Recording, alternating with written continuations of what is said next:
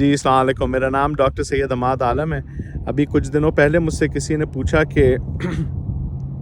ان کو پیشاب میں اپنے خون نظر آیا تو اس کی افادیت کیا ہے یا اس کے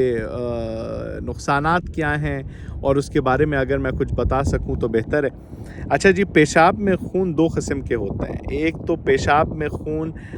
اس طرح کا ہو اور یا اس مقدار میں نکلے کہ آپ کا پیشاب لال ہو جائے تو اسے گراس ہیمیچوریا کہتے ہیں۔ اگر تو آپ کو وہ خون نظر نہ آئے لیکن آپ کی جو یورین انالیسس ہے یا پیشاب کی رپورٹ ہے اس کے اندر ایک پازیٹیو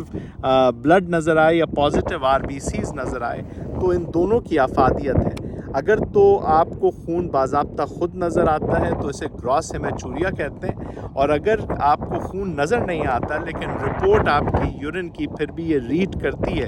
کہ آپ کے RBCs یا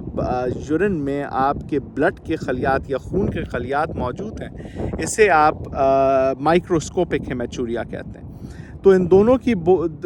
ایک زیادہ افادیت ہے اس صورت میں کہ اگر گراس ہیمیچوریا ہو یا آپ کو باضابطہ خون اپنے پیشاب میں نظر آئے تو اس کے دو تین ڈفرینشلز ہیں۔ اس میں یہ ہو سکتا ہے کہ آپ کو نمبر ایک رینل سٹون ہو یا آپ کو پتھری کی بیماری ہو، اس صورت میں آپ کو پیشاب میں خون نظر آ سکتا ہے۔ دوسری صورت ایسی ہوتی ہے جس میں آپ کو کوئی پراسٹیٹ ایشو ہو، جو یوزلی ہمارے میل پیشنٹس کے ساتھ یا مرد حضرات کے ساتھ ایڈوانس ایج میں نظر آتا ہے کہ پراسٹیٹ کی وجہ سے آپ کے پیشاب میں خون آ سکتا ہے۔ اور تیسری چیز یہ کہ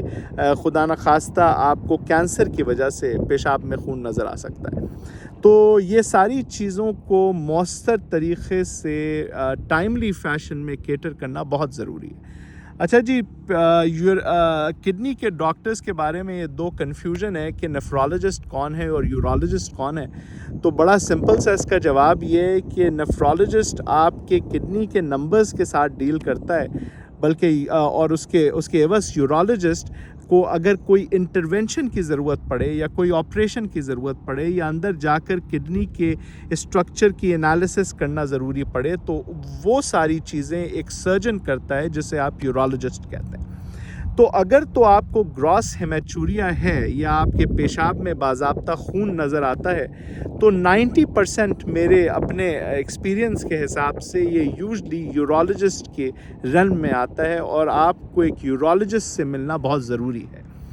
اچھا، دوسری بات پر آئیں تو وہ مائکروسکوپک ہیمیچوریا ہے۔ مائکروسکوپک ہیمیچوریا وہ ہے جس میں آپ کے پیشاب میں خون نظر تو نہیں آتا، لیکن جب بھی آپ یورین رپورٹ کرواتے ہیں یا یورین انالیسس کرواتے ہیں تو اس میں آپ کے پیشاب کے خلیات پازیٹیو آتے ہیں۔ اگر تو یہ پیشاب کے خلیات آپ کے کڈنی فنکشن کو متاثر نہیں کر رہے، یعنی آپ کا کڈنی فنکشن آپ کے بلڈ ٹیسٹ پر نارمل آ رہا ہے، تو یوزلی اس کے کچھ ڈفرینشلز ہیں جس میں ایکسٹینسو ایکسرسائز یعنی بہت زیادہ جسمانی حرکت کی وجہ سے یہ ہو سکتا ہے، ورزش کی وجہ سے ہو سکتا ہے، آپ کو کچھ سیکچول انٹیمیسی اور سیکچول انٹرکورس کے بعد یہ ہو سکتا ہے۔ آلسو یہ پراسٹیٹ کے لیے بھی کے ساتھ بھی ممکن ہے، لیکن اس میں یوزلی گراس ہیمیچوریا ہوتا ہے۔ لیکن یہ بات واضح رہے کہ اگر تو یہی چیز یا مائکروسکوپک ہیمیچوریا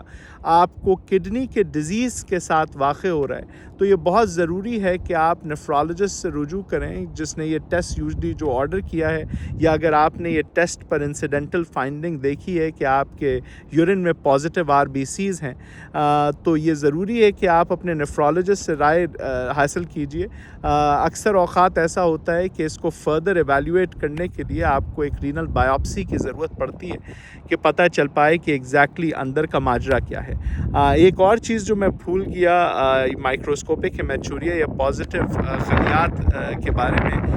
وہ یہ ہے کہ یہ انفیکشن میں بھی بڑی کامن ہوتی ہے۔ تو خواتین جن کو یورینری ٹریکٹ انفیکشن ہے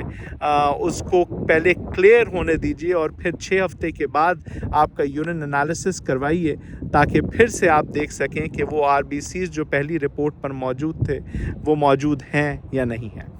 چلیں، فی امان اللہ، السلام علیکم۔